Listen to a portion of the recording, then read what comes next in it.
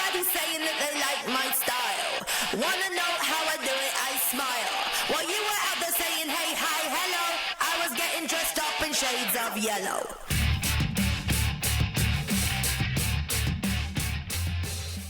Hello, welcome to episode 46 of the Lovely Job podcast. I'm Leah Spicer-Pownell. I'm the marketing manager of Miss Bush, and this is... Hi, I'm Emma Marshall. I'm the MD of Miss Bush, and it is another fantastic guest episode. Yay! Yay! We have today, yay! So it is really a huge pleasure to welcome Freya, from whose label is called Freya Rose, who is a superstar accessory designer. So you will have seen her shoes and her earrings and her jewellery in our shop, and you will see them on our shoots. Recently, everyone was loving the stacked gold necklaces on the shoot with Ruby. That looked really, really good, teamed with the Jesus Peiro blazer. So I've known Freya for years, and she is working with us on the Jesus Peiro trunk show, because obviously the trunk show is called, the Jesus Peiro collection is called Perla, and one of Freya's favourite mediums to work in is mother of pearl. So it was an absolute no-brainer to get her involved on this. So welcome, Freya. Thank you very much.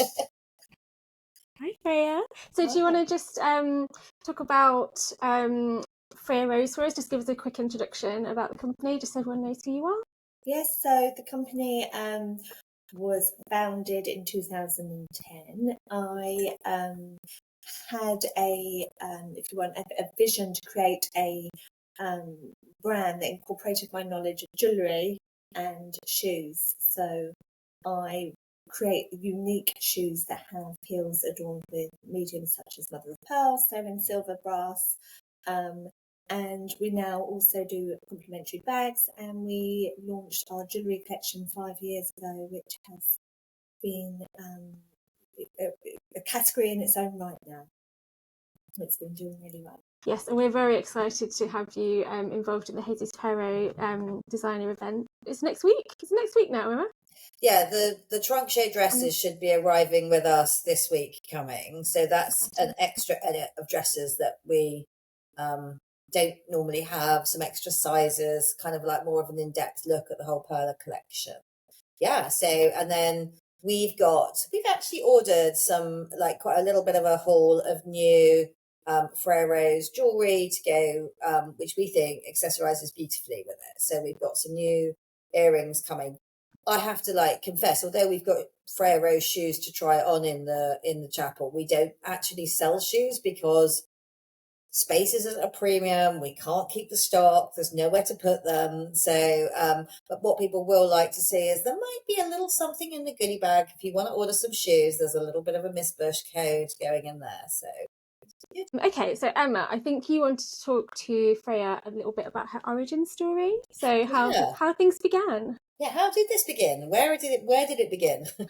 So I grew up in the jewellery industry in Southsea. My mum's a jewellery designer and my stepfather's a master goldsmith. So I was very much immersed in it. The shop was beneath where we lived. I used to visit Hatton Garden with my mum. We'd go up on the train and choose gemstones.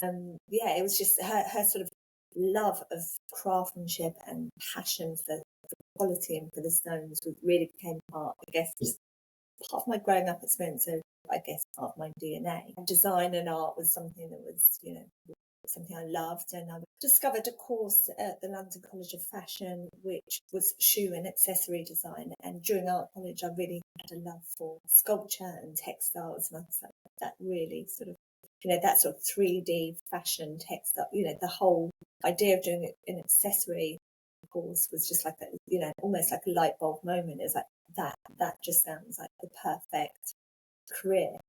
So I went to London College of Fashion, studied accessory and footwear design, and during my final collection I explored the idea of using precious materials. And then I went off and I worked as a shoe designer for other companies, such as Topshop and Gina and a few other designers. And I just had this sort of, feeling of wanting to create something completely unique that utilised my knowledge of jewellery, but not in a way that was completely uncommercial. Something that we could, create it was luxury, but it was affordable. You know, using things like diamonds and real gold was just not. It was almost ostentatious. It was a bit too much, and I just went travelling and was open to looking at techniques and designs, and it was through visiting Indonesia and Bali and started to see this really intricate, beautiful work that they were doing with mother of pearl, and I just fell in love with I just think mother of pearl and the abalone is just so beautiful. The colours, the iridescence, yet the material is a byproduct and is not ridiculously expensive material like gold or silver, and it was something I thought, well, how can I use that on a shoe? And it was looking at heels. Heels is the part of the shoe that is a hard surface, and I decided to sort of try and work on the heel, and it took many years really to get it right and work with artisans, and we found these artisans in Bali that could do the work, and that really became my sort of signature and our iconic piece that's completely, I guess, unique in the footwear industry. I think it's quite fascinating, that kind of like that sort of, I think there's a lot of conversations I know your business goes beyond bridal, but that's the conversation of that, firstly, that sort of can do because you watch your mother doing something. I kind of think that is definitely how like I have been, like you don't really have a fear about doing things by yourself because you've never had a sort of safety net of a corporate job. That conversation of whether or not we're broke this month, or whether we've sold enough this month, or whether these things came in, or someone paid their bill, like that's such like part of our lives. Do you know what I mean? That you just think, well, actually, it's completely fine to do something by myself because that is what it is all about. But I think also that thing of traveling and bringing that idea home, of bringing something that's a waste product and that provenance story behind it, I think is really modern. Yeah, and I think it's not just going abroad and finding something that they've already done. It's using that craftsmanship and putting it into something completely unique, and that's what I was striving to do, is to make something that is completely unique, but by utilising true craftsmanship. Yeah, I mean, I think it's kind of quite easy to overlook that. I mean, I was at a meeting the other day, and where everyone in the meeting shall remain nameless, and it's like somebody said to me, "Do you think you're just a bit old that you're like putting all this kind of like importance on the backstory, the provenance, and the craftsmanship behind things?" I was like, No, I don't think I am. I think that I think that importance of me discussing that is the very one of the founding things of pillars of Miss Bush's kind of belief system. So I mean, this is why I think it's really great to be able to work with Freya, because it's I think that's a sort of shared, not even like a passion or a hobby, like it's just a shared principle, which I think people don't notice that so much. I think you're so used to seeing pretty things when you're getting married, that the idea of just picking up those shoes and looking at them and that literally fathoming how that has happened, I think is incredible. So I think it's important as well to educate people and to talk about it. It's and we have to continue with that. We have dying industries, dying crafts. Because people are they don't know, or they don't understand how these things are made, and the backstory and the people that are involved. Yeah, I mean, I find this very important. It's something I'm a really good point of engagement with our clients about that as well. So it's something I will definitely continue to champion. However old-fashioned that makes me look, because I think it's important. I mean, what else do we have? For independent retail, for independent brands, your point of difference has got to be something that's story-led, I think. So I think it's not old-fashioned at all. I think I didn't think so. It's very with the times. I mean, people, especially the new generation, they're wanting to support this movement and not buy into mass-produced and things that made in factories. I know, right? So I think I think I will probably have you said you really loved 3D stuff and sculpture. At art college when I went, everything I made that was supposed to be 3D fell over. So I just kind of for an idiot's guide of how you get mother of pearl from a shell by artisans in Indonesia / Bali to a shoe to Miss Bush or to your your soon-to-be flagship store in Southsea. So How does the process work? it's really interesting. I took my son actually out there to go and watch, and actually we sat with the artisans and we sort of helped and watched every little process of how the heels are made. And we work with several artisans around Indonesia, and they work from their homes mostly. So we went to one of their homes, and a lot of the family are involved with the process as well. So the shell comes as the raw material. They literally cut the shell down into pieces and file it down and smooth it down. And then they literally have the heel. And once they've cut the pieces of mother of pearl, they use a resin. So if sometimes we're starting to play with colours, if we're using pink or green or grey, they'll mix the resin, which will change the colour of the mother of pearl, because mother of pearl comes as a natural, as it does the ivory iridescent, and you get different qualities. We use the best quality, so it's a really beautiful sort of ivory coloured shell naturally, but we can manipulate the colour with resin. So they apply the mother of pearl onto the heel with resin, and then it's almost like a jigsaw puzzle. They will cut pieces to fit around the heel, and they file it down.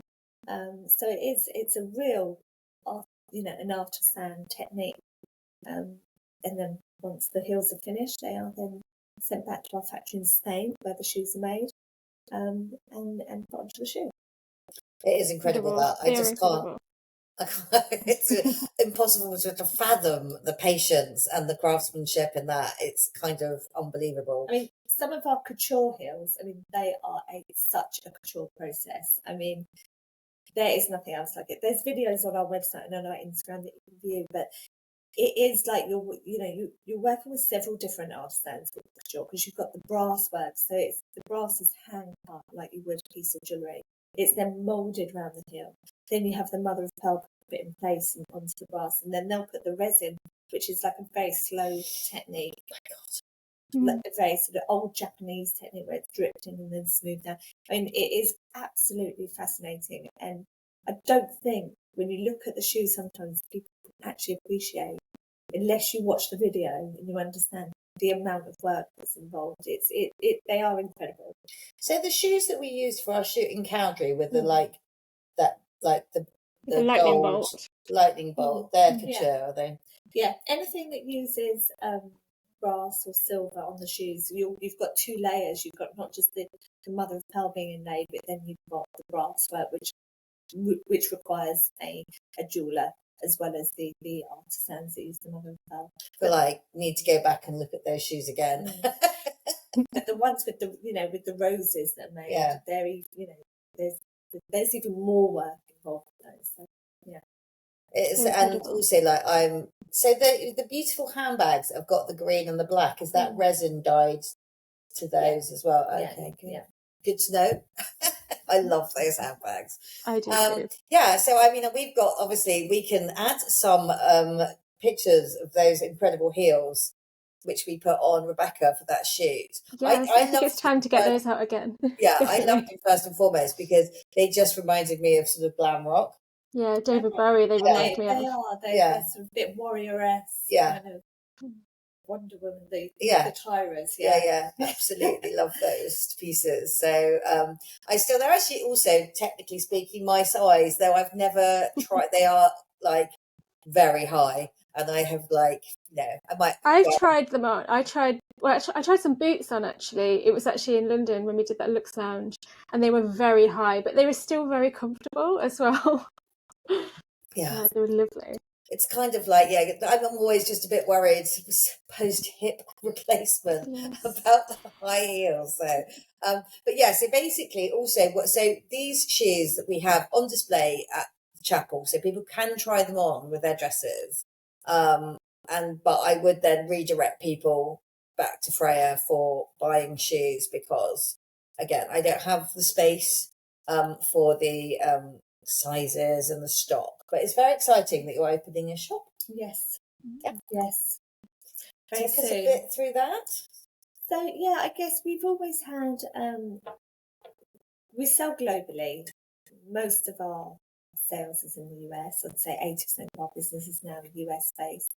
So we've not felt the need particularly for a shop because we've been operating behind the scenes with the head office and selling globally.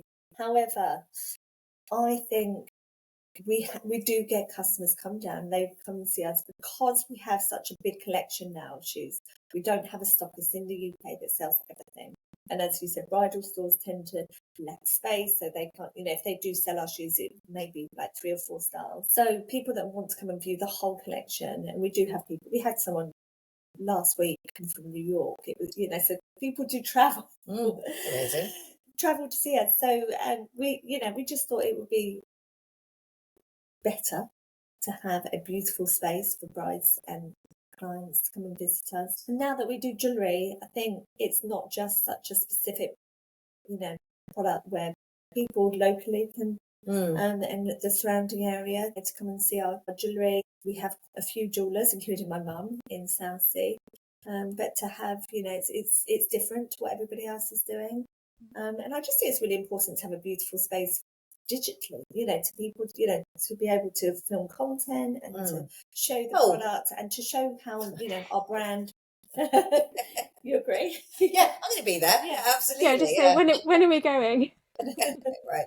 School trip. That's what we need. I mean, I think it's really good because obviously the jewellery, the kind of mother of pearl jewellery, which we'll get onto in a minute, that is like, that can be more of an instant purchase. It's very, like, some pieces are extremely affordable, and even the really statement pieces are still, compared to fine jewellery, are still very much sort of usually just in the hundreds rather than in the thousands. So those are very popular with our brides. So the statement carved mother of pearl earrings, and I think the new collection, I'm loving the little kind of discs in that kind of, I don't know how you put it. The zodiacs. Yeah, well. Zodiacs are good as well. I mean, Leah and I are a big fan of anything that's a bit woo-woo. Zodiacs, stars, moons, you name it. Yeah, we did an unboxing, didn't we, last year? And you got some moons out and you're like, I know who like these. And I was like, yes, that would be me. Yeah, so I feel like that will be good because you can have that sort of turnover of small purchases. Then people can, if they want to go and like marvel at the shoes and kind of walk around. And I think you do need to try on a lot and walk around in them. And I think, I went to was in Mayfair last week and went to Selfridges, and it was so weird all of a sudden to see product. Like, you're like so used to ordering online that to actually have a choice and to be able to touch things and feel things was actually a rare treat, to be able to go and really look at luxury products in a nice space. But even I didn't think Selfridges, like shoe hall, was as luxury as it could be. It's a bit hot and crowded. Is it? I haven't been for a while. I went to Harrods last week, and they've changed up their whole. I mean, have you been to the shoe heaven in Harrods? It's incredible. Yeah, about a year or two ago. Yeah, but it's turned into very much a concession, so you feel like you're almost walking down Bond Street. It's just lots of little stores, and there's not that multi-brand, which I love. Usually going to the department stores for their multi-brand, because you see a small selection from lots and lots of smaller or more independent designers rather than the big names. But yeah, it's it did feel a bit like you're like, here's the Jimmy Choo shop and here's the Chanel shop, right, as opposed to like the compare and contrast thing. But I feel like, despite my raging against the TikToking brides and things at the moment, I do think it is important for people to be able to see and experience retail up close and products up close, because I think, that kind of, I think that interaction, that one-to-one, be able to see the product, really understand the story behind it, you just don't get that online. No, and it's all about the brand experience. I think people, especially in bridal, people want to come, feel, touch, have the experience, understand about the brand, the craftsmanship behind it, and have that whole experience. And I think it is difficult as well, like you were saying with shoes. I don't know how you find brides, but once they've bought the dress, it's such a big moment, isn't it? It's almost like they want to do it all again with the shoes and have that experience all over again, because it's another part of the outfit that is important. You're going to be wearing them all day, and And it's also maybe part of the outfit that you're going to wear again, or, shoes that you want to treasure beyond. Yeah. I do Yeah. think it's a chance to buy an extra special pair of shoes that you maybe wouldn't usually buy. So you kind of go all out with it for your wedding day for your shoes. So I think they're as special as the dress, because you'd treat yourself to something lovely, wouldn't you? And I think that's why we in bridal shops find it difficult to sell accessories. Like, you're so focused on the dress, and that's such a big conversation. I mean, full, disclosure here, I barely ever sell any of Freya's earrings, although we do sell quite a lot of them, because they're usually bought at a fitting. They're on display where brides have their fittings done or their stylings done, which are quite often done by Rosie or Joe or Adrian. So actually they're like whizzes at knowing what goes with what. I love them and I put them on shoots, but I'm like, probably would never. I'm like laser focused on the dress as I'm doing that, definitely. Although I do want at some point to try and work out how we don't really have a till point in the chapel. So there's nowhere like you would go in a supermarket as you're going out thinking, I'll just swirl that as I go past on the till. And I've always thought we should have something like that for the earrings, because I'm sure the friends of the bride sitting there would buy them if we'd got them out priced and kind of kept, you're like, I want to buy these earrings. Do you know what I mean? But we don't have that space. So it is kind of, I've never really got that one together. I'm a very poor retailer, really. But yeah, so the earrings. So talk through the earrings as well. So those are carved by the same people, different people? It's actually a different person that does the carving. It's really, so with the jewellery, we work with lots of different artisans around Indonesia, depending on what their sort of technique is, or what they, So, for example, the carved earrings, we just use one man. Oh, really? Yes. Wow. So he makes everything I don't think he even uses electricity. He has this little pump that he uses to sort of carve pieces from mother of pearl, and he is just amazing. When I was out there recently, he was showing me these little elephants and all these different things that he's made. Just absolutely incredible artisan. And again, it's one of those things that I'm actually thinking, gosh, I hope he's passing down this skill, because I'm not sure at some point, if we want to grow that collection, we're going to need more people to be able to make these pieces. So it's just one guy at the moment that makes our hand-carved mother of pearl drops. And then, for example, the Summer collection, I've got the earrings on, but it's the necklace with the wire. So that chunky gold necklace is all individual pieces of wire that's been weaved together. So you've got this, it looks like just a beautiful chunky circular necklace, but when you look closely, it's lots and lots of individual pieces of wire, and that's made by the people from the Sumba Island in the Sumba region of Indonesia, which have, their indigenous technique is weaving. So we've used something that is traditional but made it into a contemporary design. And that goes throughout a lot of our work, is finding what is, the indigenous craft of that area and making it contemporary. And we're sort of working with, outside of Indonesia now, we work with Turquoise Mountains, a small collection that's been made in Afghanistan, which again at Turquoise Mountain is about preserving indigenous craftsmanship and preserving cultural preservation. You visited Afghanistan? I have not, and I think I feel like would slightly freak me out a little bit. Yeah, do you know what I mean? Even the charity at the moment is very difficult for them to operate there. They've got their foundation set up, and it's very, part of the charity's purpose is to provide livelihood, like with jobs and I think it's quite interesting that you see, like Rory Stewart. I listen to him on the podcast. The rest is politics all of the time, and his wife Shoshana is very involved in charities in Afghanistan, creating employment for women and for to kind of take away that story of war and conflict, basically. It's quite interesting. I mean, I feel I would definitely be not sure about how I'd feel about visiting. That's bad, isn't it? Well, the problem is it's not an easy place to visit now. Beautiful place, I've heard, but and Turquoise Mountain, it's not just Afghanistan, it's Myanmar, it's Jordan, it's wherever there's something that needs where they feel like it's endangered and they want to preserve the cultural heritage. But it's an amazing charity. Again, it was founded by King Charles in 2006. Another charity that obviously I work with the King's Trust, so two charities that he's founded, which are both brilliant.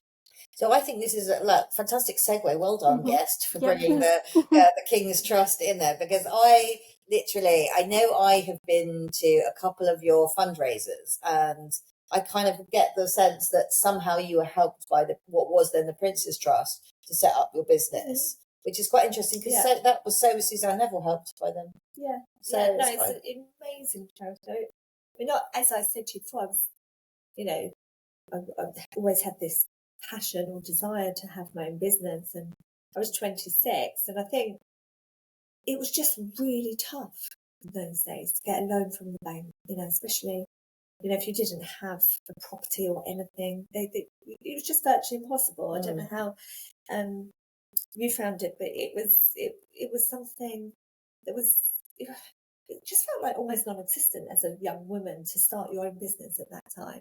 And I'd heard of the King's Trust and or Prince's Trust as it was then, about helping young people under 30 who wanted to start their own business. So I went to see them, and it was amazing. They gave you you had to do a small business plan or proposal, if you like, and not only did they give you a loan, which at the time was £3,000, they gave you the mentorship and that belief, I think, into somebody saying, you can do this. And it was amazing. So I did the enterprise scheme, and really, if it wasn't for that, I don't know if I'd have had, that just little bit of money just to get you going. That foundation to set me. I think probably our Miss Bush was an existing business, but trying to get the mortgage to buy the chapel was probably the equivalent. It was more money, but just nobody wanted to touch us. Yeah. And it was, I'm just trying to think, it was Alison Rose, wasn't it, that was the chief exec of NatWest. So I know that she was somehow disgraced by mentioning Nigel Farage's wealth or lack thereof or something, which I think was probably a public service.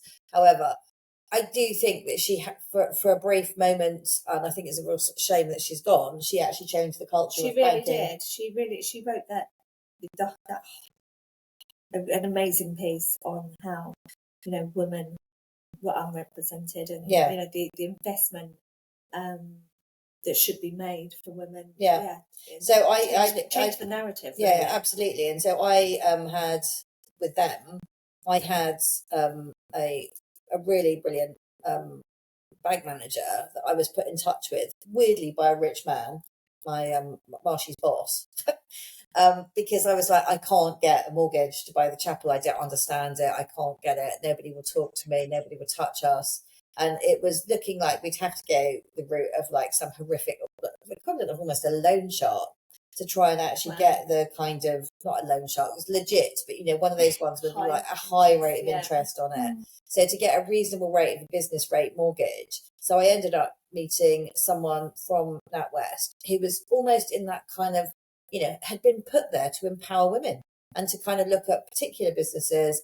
And I mean, it was rigorous, and she was tough on me, but we got a mortgage from NatWest. I mean, we wouldn't have the chapel without that. I don't even know if there would have been a Miss Bush anymore, because where would that be now without that building? Do you know what I mean? It's become quite integral to it, but it is really, it is quite hard to, I think, as women, to know where to go for that kind of loan, and even the fact that I had to be introduced to someone by a rich bloke who had his own private, his company turnover was so huge that the bank was at okay, I'll have a meeting with her because you've said so. And I think that's kind of, quite tricky. So as a 26-year-old, I mean, that was me as probably a 46-year-old, or do you know what I mean? Not a 26-year-old as well. So that was still there, I'm bristling with indignation that nobody would take my business seriously. So the idea that someone takes you seriously at 26 and says, this is an idea, we'll go with it. It's amazing. So the image that I'm sharing as the cover for this is from one of your galas. a photo of the two of you together. So do you just want to tell us a bit about your gala events that you do, these fundraising events? Yeah, so it was about 3 or 4 years ago, when the Prince's Trust then contacted us about the new initiative that had started, which was Change a Girl's Life, which was what the patron is Chrissy Rucker, who is the founder of the White Company, and it was really her mission to try and help more women because they were, again, still unrepresented. The statistics are still far lower for women getting into employment, getting jobs, getting lack of confidence, more anxiety than men. So it's really about trying to sort of have an area of the King's Trust that would focus purely for young women. And they asked me to design a piece that would be part of the profits would go towards this campaign, which we did.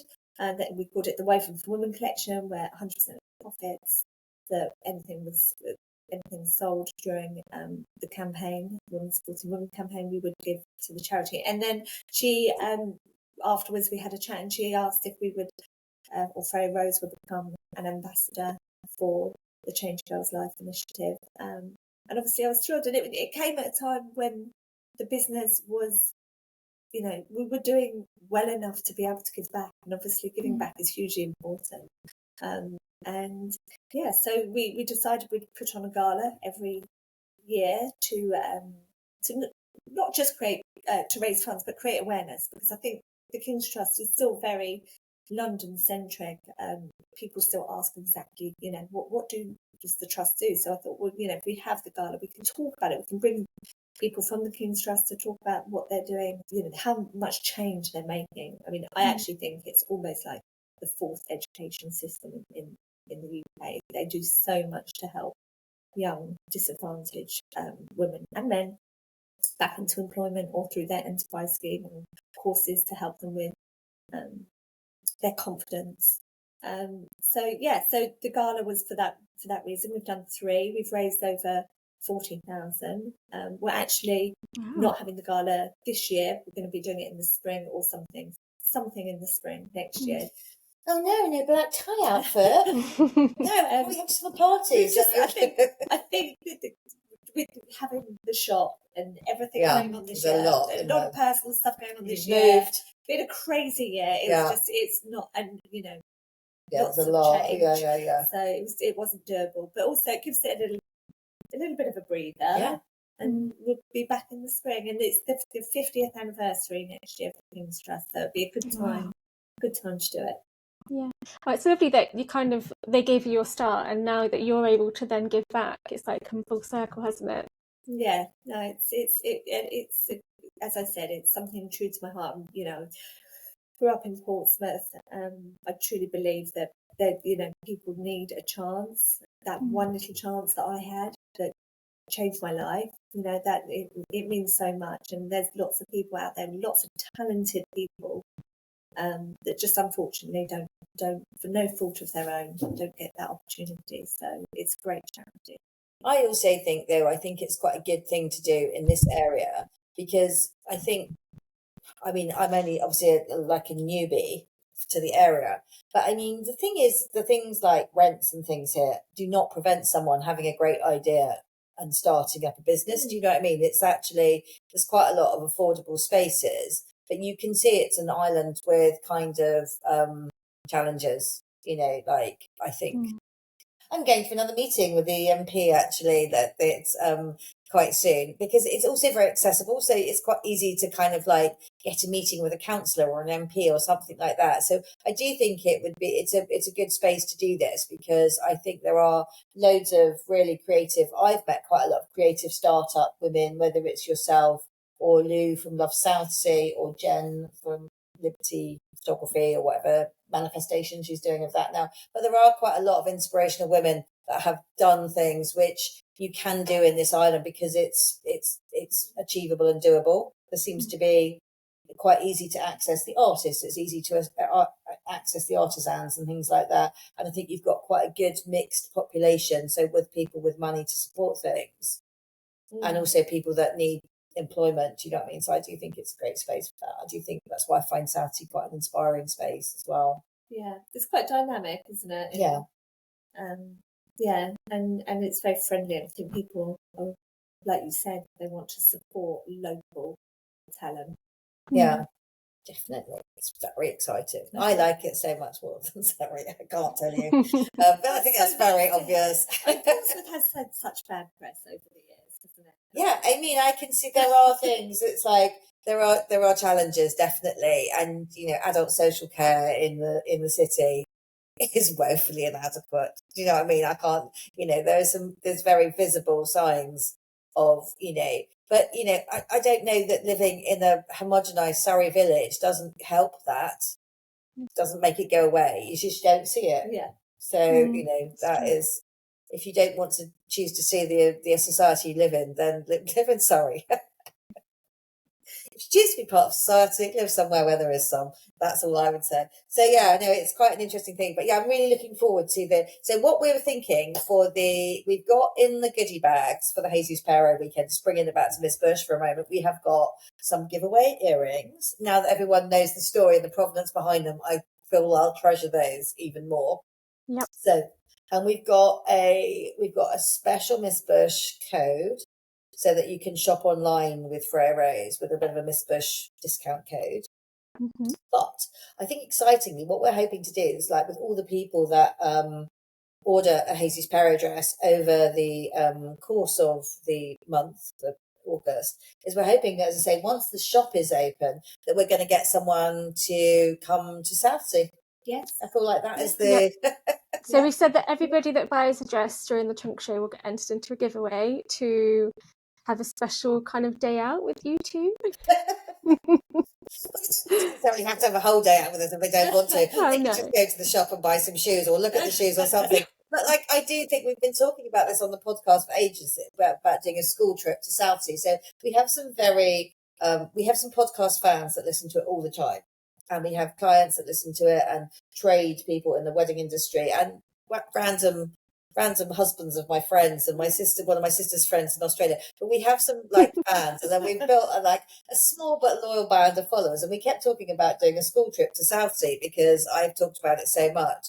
And I think that was the idea, that we could get someone to come down. We could go and have a look at your new place when it's open, all the shoes and the jewellery and things like that. And then maybe do a little kind of tour of like, have a cocktail on the beach at the Bryony, maybe have a drink at George's, and walk up and down Marmion Road and look at your mum's shop. And... I mean, is it sort of bridal focused, or is it more like Southsea tourism? Southsea, I don't know. Southsea tourism meets bridal meets wedding. Yeah, because there are some like interesting venues, aren't there? Yeah, and like you said, Ashton Lord, if you're looking, to get some fantastic wine, some fine jewellers, and some Mother of the Bride shop as well.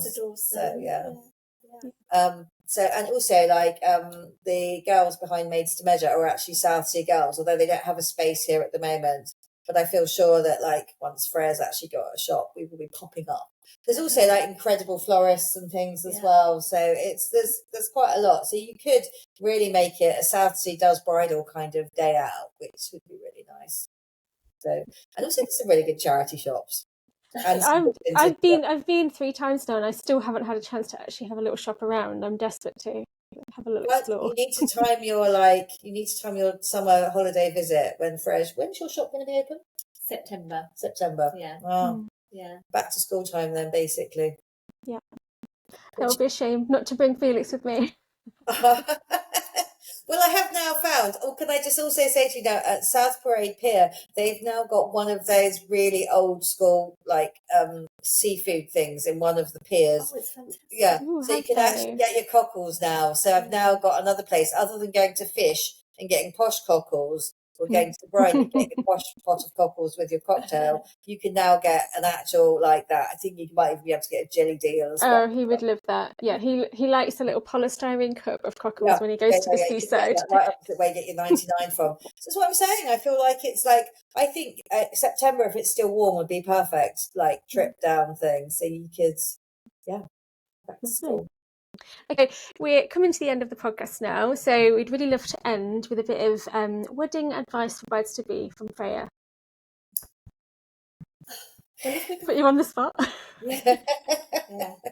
Oh, just have fun. You know, when you're shopping, the whole experience, you know, just sometimes I find, you know, it gets really stressful, doesn't it? The whole experience, and just, you know, just enjoy it. Enjoy every moment. So whether it is buying your shoes, your jewellery, your dress, choosing the flowers, enjoy it. Make it, you know, take somebody with you and enjoy the experience. And in terms of shoes or jewellery, accessories, I always say, you know, you've got to be obviously comfortable. We know that, don't we? You know, shoes, it's really, really important to be comfortable.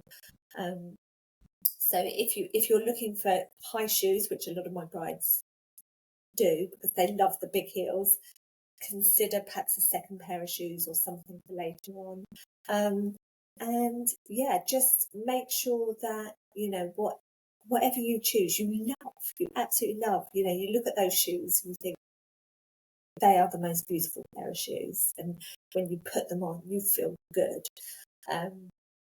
So yeah, comfort and something you love is the two major things. And when did you got married? Reasonably recently, didn't you? How long ago? 2019, for 6 years. Oh, you just pre-COVID. And did you get married locally here? It was pre-COVID. Yes, just. It was really lucky. Yeah, sorry. I was just thinking about it. Yes, I got married in St Hubert's Church. Oh, was that? Yeah. Oh gosh, you've got to go. It's a gorgeous little church. Very, very, very old, near Rowland's Castle. Oh, okay. Sits on a little mount. And there was this, you know, all these historians have thought that it was the village around the church was burned during the plague. But actually now they're finding historical Celtic pieces that are saying that no, actually it's always been a very spiritual mount that was used for many, many years. But it's got Roman numerals, and it's I think one of the oldest churches. And my grandfather was a vicar there for 10 years. Oh, really? So that was, yeah, it's a very special place. And did you wear Freya Rose shoes? Which ones did you wear? And I did have 3 pairs because my husband is really tall, so I needed height for the. I can confirm. Oh, yeah. Yeah, so I wanted that height, but I knew that obviously later on when I was dancing away, I wanted something a little bit more comfortable. So I had the style Freya, which is a lovely sort of slim heel with a rose feature, and it's got a big platform, so it is comfortable, but it's, you know, a bit too high for me dancing, you know, until the early hours. So then I had a pair called Glory, which is a silver pair, which are hand-carved silver heel, again, a really, really intricate heel, beautiful little mother of pearl inlay, grey, and grey mother of pearl and ivory mother of pearl, which gives it this lovely depth, and they are super comfortable. They're the same last that I use for our most popular style, which is called Gigi, by far our bestseller, because it is a really, really comfortable shoe and very contemporary, and has this big, beautiful, chunky mother of pearl heel. Gorgeous. And so we know what you were wearing on your feet. What did you wear in your dress? What? I had a Sunita Schuster dress. Oh, did you? Bespoke dress. Yeah. Yes, and I think that she has also been one of those people that's really used artisans, hasn't she? Yeah, artisans, organic materials, beautiful organic silks. Yeah. Okay. Lovely. Okay, I think that brings us to the end of our guest episode. We're getting to grips with guests now. I think we are. Yeah, we need to line another one up for August, because I'd love to do one guest per month. So anyone's listening and they would like to come on, let us know. Yeah, I think we said that we were going to get Carol Ann in September, didn't we? Because yes. Literally makeup artists have got all the tea, all the gossip about what goes on wedding mornings. Yeah, because they're there. Yeah. Yeah. So she's got so many eye rolling, kind of like jaw dropping, like tea to share with us come through. So I feel like that should be quite fun. But yeah, no, that's brilliant. So great. Well, thank you so much for coming. Yes, Yeah, I'll keep nosing through like Freya's window to see how it's coming on in the new place whenever I walk past. So yes. Lovely. Okay, you two have a lovely day by the sea. I'm not jealous at all. Can I just say, I have Senior Bush staying with me at the moment, so We will have a lovely day by the sea because she absolutely loves it down here. So I'm now like doing more touristy things in my own town again, which is really nice. So she's gone for breakfast. So we don't have her in the room. Well, she's gone for breakfast at the beach with Marshy this morning. So yeah, and then we're going to take her to Gunwharf to get her a new anorak.